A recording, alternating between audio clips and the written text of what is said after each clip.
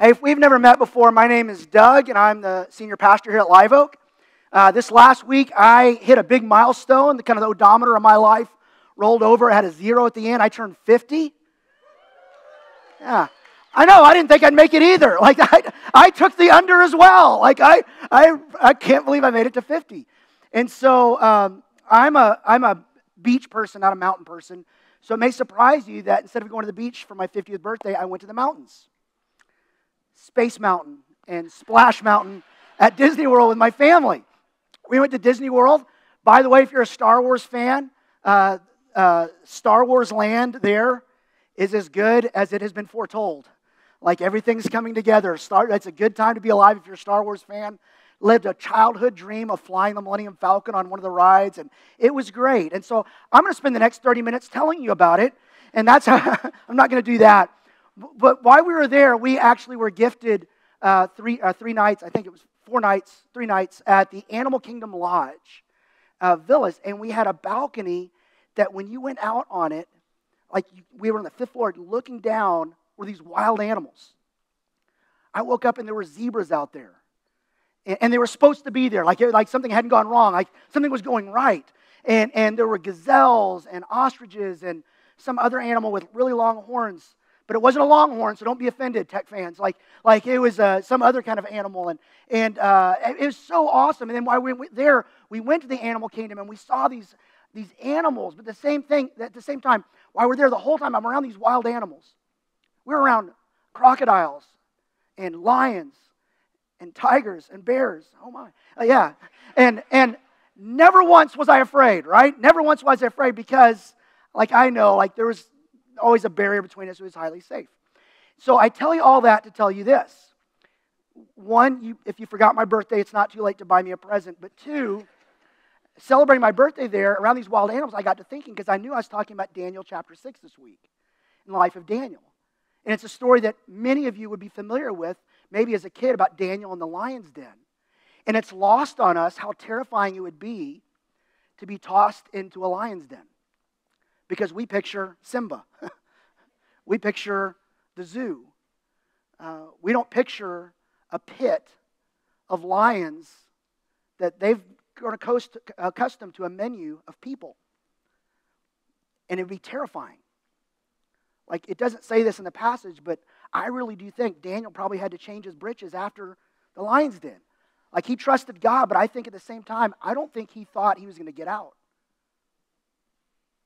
And so when we hear a story like that that's familiar about Daniel in the lion's den, it's lost on us. Because none of us will probably ever be tossed to a lion's den. But every one of us are in situations where God asks us to be different. And it costs us something. And it's terrifying. And so as we read this story, I'll give you the same warning I've given every week that I taught. If the story is familiar to you, don't let that cause you to miss an opportunity for God to speak something new to you. Because when we're familiar with it, we skip right over it. But in Daniel chapter 6, in a matter of just turning several pages from Daniel 1 to Daniel 6, Daniel's gone from a teenager to being in his 80s. He's lived there for almost 70 years in a foreign land. His whole life has been taken from him. It's been challenge after challenge, but God's given him a lot of favor, and he's really represented God well. And he was tested again and again throughout his life, and he chose to live by faith and trust God with the results. But now he's an old man in his 80s. He's lived through as many as 7 different kings and 2 different empires. But he's still stuck in this place. And he lived when most people around these kings and empires did not. He was a survivor. But more than a survivor, he was a man of faith. And he kept standing strong in his faith. And we're going to tell you, we're talking about these different aspects of what it looks like for your difference to make a difference. And Daniel just took a different stand that might help you stand in faith in whatever situations you face. In Daniel 6, chapter 1, it says this. It pleased Darius, this is yet another king that Daniel is around. This time it's of a whole new empire that's come in. And he's setting up government. And so he appoints 120 satraps to rule throughout the kingdom with 3 administrators. So 3 divided by 120 is hard. Math is hard. But 3 people overseeing 120, you're high up in the kingdom if you're one of those 3 overseeing 120, overseeing the whole kingdom.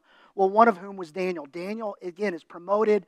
He's gifted. He's faithful. And he's different. The satraps were made accountable to them so that the king might not suffer loss. They were basically the 3 people like Daniel. Daniel and 2 others were there to make sure the king didn't suffer loss, that things went well, held people accountable. Well, a lot of people didn't like Daniel getting promoted. They thought that should be their job. So verse 3, it says this, "Now Daniel so distinguished himself among the administrators and the satraps by his exceptional qualities that the king planned to set him up over the whole kingdom." So now he's going to be the right-hand man of Darius over the 3, over the 120, over everything. And people don't like Daniel. Why? Because he's different. He's from a different country. He's got a different faith. He's got different character. He has distinguished himself. He stood out. And his exceptional qualities, sometimes being a light in the darkness means doing your job well.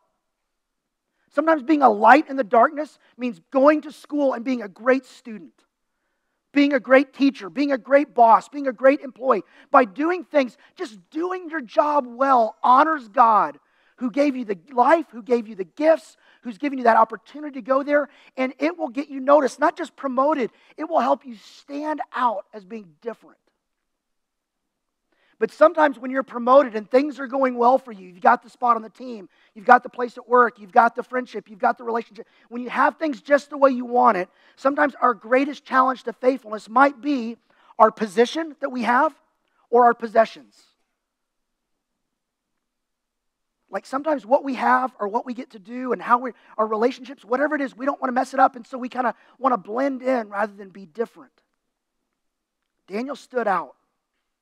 And it ended up costing him. At Daniel's promotion, the administrators and the satraps tried to find grounds for charges against Daniel in his conduct of government affairs. But they were unable to do so. Peter talks about this. He goes, live your life in such a way that even if people wanted to say something bad about you, they couldn't find a reason. We call it being above reproach. Because the reality of our world is you're not just one bad choice away from losing a lot. You're one bad accusation.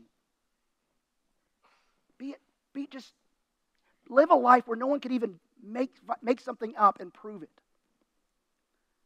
They could find no corruption in him. Why? Because he was trustworthy and neither corrupt nor negligent. So these guys finally decide, okay, let's go a different route. Finally they say this, verse 5. "We will never find any basis for charge against this man Daniel, unless it has something to do with the law of his God." What is something that Daniel would not bend on?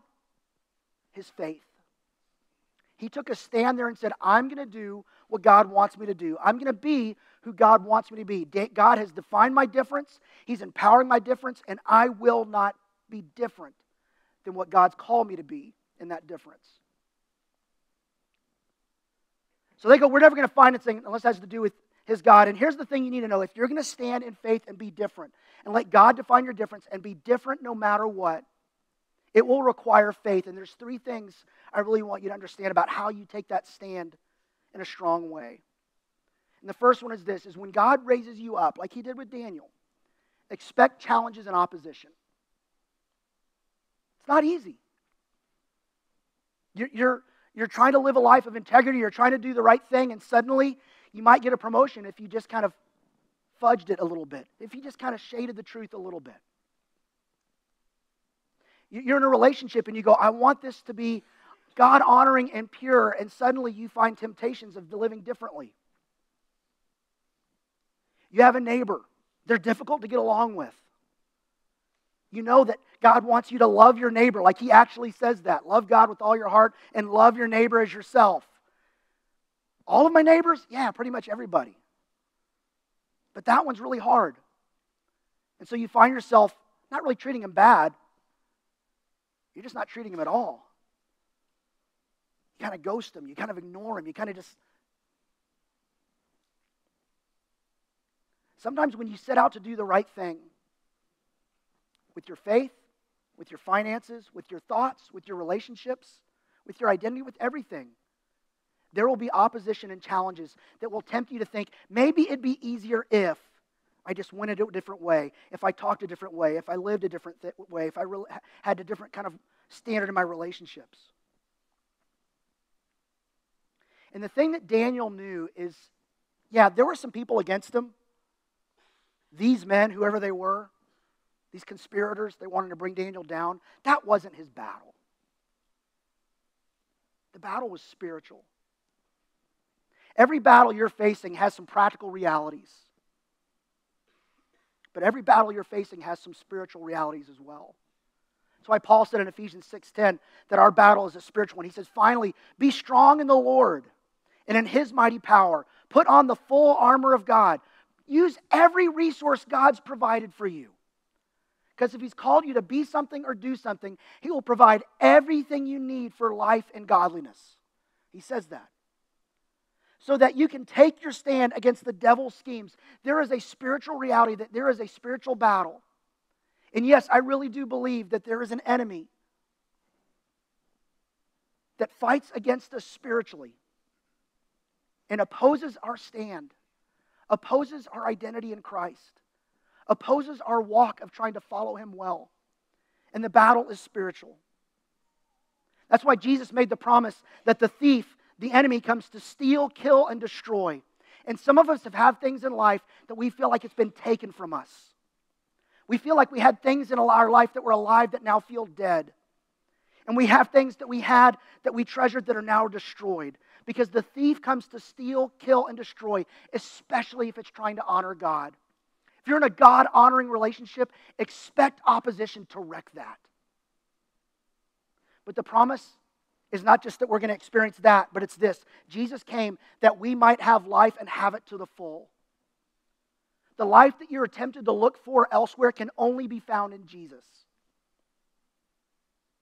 And we lose that battle the minute we think, maybe life is better outside of God's plan, outside of God's identity. The primary battle that Daniel faced, that we face, is to not trust God to be our everything. And so as Daniel prepares for this battle, there are these guys that are trying to bring him down. And they go to the king and they issue a law. They say, hey king, I think you could have a good idea of maybe making a law that if anyone prays to anyone other than you, then they're really not honoring the king and they should be put to death. And the king says, yeah, that is a good idea. I'm glad I had it. So he makes up this law and they're manipulating, kind of trying to be the puppet masters to the king. So in verse 10, now when Daniel learned about this decree had been published, the law basically said if you pray to anybody but the king, if you pray to God, any God, you'll be put to death, thrown into the lion's den. Again, we think Simba. No. Bad place. Daniel hears that.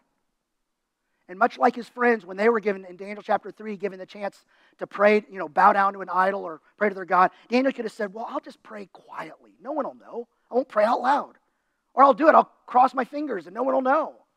I'll shut myself in my room and do it quietly and privately. And actually, that's more God-honoring because no one's looking at me and seeing how, I'm kind of being humble. Don't look at me and my faith. When Daniel learned about this, he didn't stop praying. He didn't pray silently. He kept praying and he risked death. He went to his home, upstairs room, where the windows were open toward Jerusalem. Now, at this, I feel like, are you trying to taunt them? Are you trying to kind of flaunt it? 3 times a day, he got down on his knees and prayed, giving thanks to his God, just as he had done before. He just went about business as usual. He didn't change because of the pressure. That's one thing to look at here. Daniel did not change because of the threat of what he might lose. Because when you understand that you have everything in Christ, what can you take from me? And the minute you start fearing what could be taken from you, realizes what you look to be an idol in your life, quite honestly. But he did it just as he'd done before. The real takeaway here is Daniel was committed to prayer. This is what he did. This is how he had such an audacious faith and how he stood strong, because he knew that kneeling to pray is what gives you the strength to stand. And this was his just as he had done before. He did this often. Not just when, hey, things are going bad, better have a conversation with God. No, it was always praying giving thanks to his God.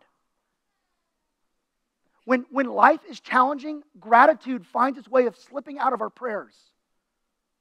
Because it's hard. It's like, God, I'm in a terrible situation. Hey, thanks for that. I end up being sarcastic. Because I'm not thankful for what I'm going through. But in every situation, there is always something to be grateful for because God has given you everything. Everything. So they go and they find Daniel. They go looking for him. And he falls into their trap. So they go tell the king, and they end up trapping the king. They're manipulating him. So verse 16, it says this. They find Daniel praying. The king gave the order, and they brought Daniel and threw him into the lion's den. But as he goes in, the king says to Daniel, may your God, whom you serve continually. Like, Darius recognized this about Daniel. I don't believe in your God, but I know you do, and you serve him continually. You serve him continually. Could people make that observation about your life? Well, I don't know much about Doug, but he serves his God continually. I hope people would see that. I hope they would see that for you. May your God, whom you serve continually, rescue you. I bet Daniel was praying kind of something similar. I mean, God, if this is the way I got to go, again, 80, hey, I didn't think I'd make it this far. I made it pretty far in Babylon. But if this is the way I'm going to go, and again, he's in his 80s. He's toward the end of his life. I really think he thought, I'd like to be rescued, but I have a feeling this is how it's going to work out. We have no indication anywhere in here that Daniel was told, oh, don't worry, it'll be okay. We never see that. Verse 17, a stone was brought and placed over the mouth of the den. This is great kind of foreshadowing of what would happen with Christ in the empty tomb. The king sealed it with his own signet ring and with the rings of the nobles, so that Daniel's situation might not be changed. See, one of the problems of every king that came through Babylon is they thought they had enough power to control the outcome. Daniel's outcome, his situation, might not be changed. It will not be changed. And I'll even put my seal of approval on it. But what the kings of Babylon continue to get redirected and learn, what Daniel knew all along, is God is a God of the outcome. That night the king returned to his palace, verse 18, and spent the night without eating and without any entertainment being brought to him, and he could not sleep. He was disturbed over Daniel's situation. Verse 19 and 20. At the first light of dawn, the king got up and hurried to the lion's den. When he came near the den, he called to Daniel in an anguished voice, Daniel, servant of the living God, has your God, whom you serve continually. Again, he knows that about Daniel.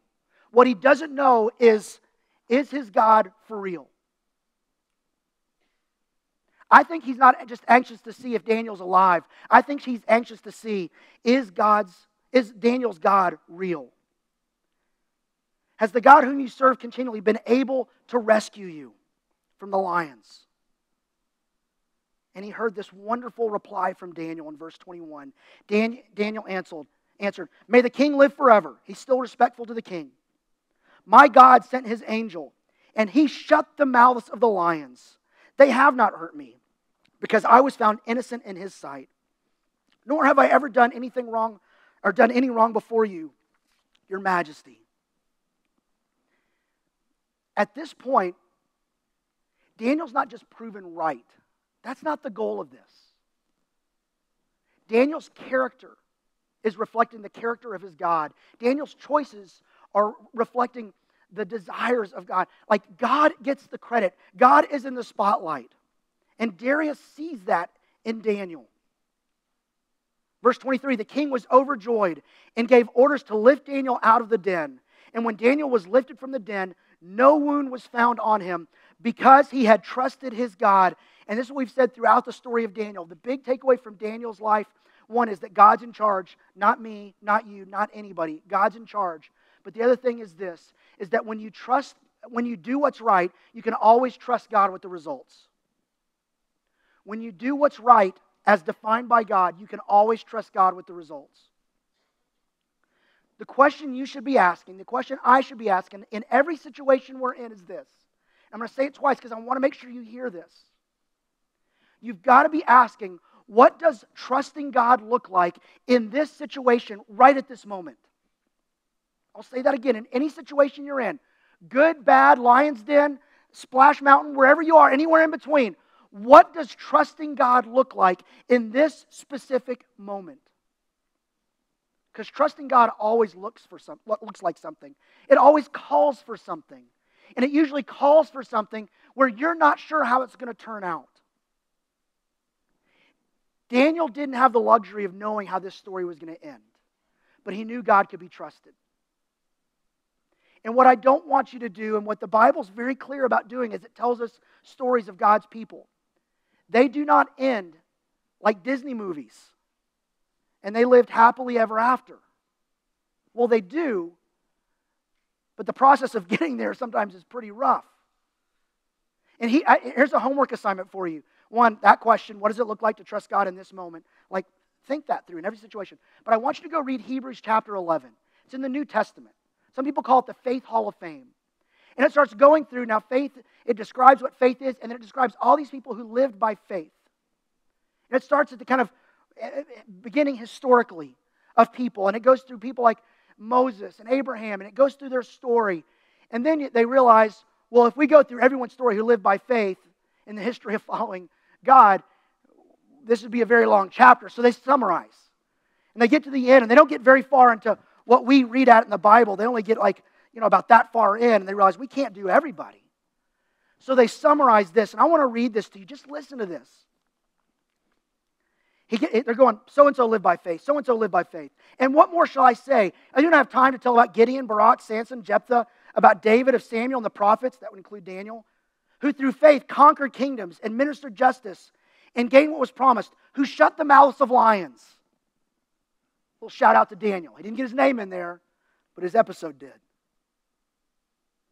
They quenched the fury of the flames. They escaped the edge of the sword, whose weaknesses were turned to strength, who became powerful in battle and routed foreign armies. Women received back their dead and raised to life again. And I hear that, I'm like, yes, I'm going to live by faith and God will get me out of the lion's den. He doesn't always do that. There were those throughout the history of following God who God did not shut the mouths of the lions. He said, this is how I bring you home. It's not always a rescue like we expect, but it's always, always, always a rescue. Hebrews 11 goes on. I'm in for everything I've read so far. There were others who were tortured, refusing to be released so they might gain an even better resurrection. Some faced jeers and flogging, even chains and imprisonment. They were put to death by stoning. They were sawed in two. They were killed by the sword. Man, if God would just guarantee me that I'd be lifted out of the lion's den, I'm in. Which means I value my comfort and well-being more than obedience to my God. And I don't trust Him with the outcome. That even the way He gets me home or the way He gets me to what next is difficult and challenging. That God can be trusted. And a lot of times the goal of our story is not for what God's trying to teach us, but what He's trying to teach others through our life. Your life of faith matters more than you know. Your kids are watching. Or your parents are watching. Your friends are watching. Your boss is watching. Your employer is watching. Your teammates are watching. There's someone in your life that's watching. Give them something to look at that helps them see God more clearly and what a life of faith looks like. God defines our difference, and He empowers it. Darius responded to this whole thing. He saw Daniel's life, and he responded this way. King Darius wrote to all the nations. So he sends out a telegram to everybody. Again, they're the reigning world superpower now. So people would listen to what he had to say. And peoples of every language in all the earth. He said, may you prosper greatly. I issue a decree that in every part of my kingdom, people must fear and reverence the God of Daniel. He goes on to say this. This is what he knows about Daniel's God. For he is the living God. God is alive. And he endures forever. He's not affected by what happens in the world. His kingdom will not be destroyed. His dominion will never end. He rescues and he saves. He performs signs and wonders in the heavens and on the earth. He has rescued Daniel from the power of the lions. God is a God of the rescue. But sometimes the rescue is different than you think. Are you okay with that? Are you okay with God writing your story? Because remember, God, your difference makes a difference, but God defines your difference. And sometimes He'll take you through some really scary, rough, challenging situations. But He's with you as you walk through the valley of the shadow of death. Sometimes you're thrown in the pit, and the lion's mouths are not shut. But God is with you. And there's something promised to us on the other side that makes everything worthwhile. But even in this world, God is fighting for you. And He's fighting for you to have a deeper faith and for those around you to have a deeper faith. Your difference makes a difference. We're going to invite the band to come up. They're going to play a song. I want you to reflect on and think about what is your takeaway from this and what does it mean for you that God is fighting for you, that God is with you. What does it mean for you in this moment, this season of life, to live by faith? And some of you, your faith is struggling these days because you're in a really tough spot. And you're even, as I say that, you go, you don't know how tough it is. You're exactly right. I don't. And you don't know how tough my situation is. There's a lot we don't know about each other. But God knows, and He cares, and He's with you. He's committed to you if you will commit to Him. And in Daniel chapter 10, I want you to read this. There was this episode in his life where Daniel was praying and praying and praying, and nothing was happening. And it says this God sends a messenger. He says, "Do not be afraid, Daniel." That's easier said than done. But here's why. Since the first day that you set your mind to gain understanding, to humble yourself before your God, your words were heard, and I have come in response to them. Some of you have been praying for a long time, and nothing is happening. I promise you, from day one, God has heard your prayer. And He's working. And what we see here is we get the curtain pulled back a little bit, and we find out that what happened for the next 21 days, the reason He didn't come to Daniel right away is there was a spiritual battle happening. And Daniel said, "Where's God?" And the messenger said, "He was fighting for you. He was fighting His way to you. He's here to rescue you." Don't give up praying. Don't give up living by faith. Because to be honest, the only way you move forward is by faith. And what God is trying to build in you is a big faith that's contagious to those around you. And big faith is not built on calm waters. It's built in the storms of life. That's where faith is built. That's where faith is proved. That's where faith, that difference makes a difference. So for whatever season of life you're in right now, think about this. For where I'm at, as hard as it is, what does it look like for me to live in this moment by faith and trusting God? And what does it mean that God looks at me and says, "I'm coming for you. I'll rescue you." The rescue may look different than you think, but God is a God of the rescue. So listen and reflect on this and think about what's your next step of living by faith.